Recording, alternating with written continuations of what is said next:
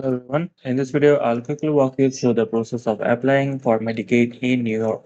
Whether you are applying online through a managed care organization or at your local department of social services, I'll cover all the steps you need to know quickly to get started. So first, where you apply depends on your eligibility category. Most people, like adults under 65, children and pregnant individuals, should apply through the NY State of Health. This link here.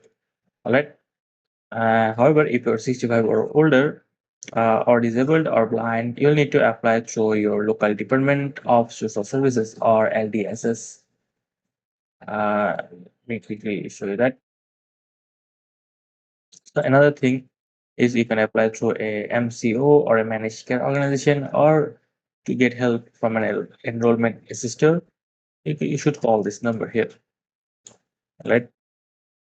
And before applying, make sure you have the necessary documents, like your proof of identity, um, and then social security number, proof of state residency, and check all the eligibility in here.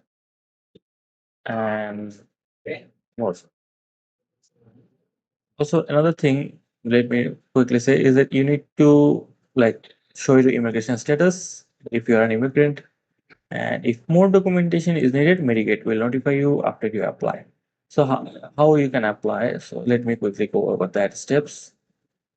So all right, so you okay, another thing is that you need to also like meet the annual income limit, all right, and follow the instructions, create an account when you go to the website, and when you apply, then enter your personal details and submit your application. You may need to upload supporting documents as well when you click this link and apply for your Medicaid. And if you fall under the non-MAGI group, like 60 plus, blind or disabled, you need to apply through your local Department of Social Services. You can find your local office at health.noi.gov/Medicaid. And that's it. Applying for Medicaid in New York is simple. Just go to this link here and you'll find everything you need to apply.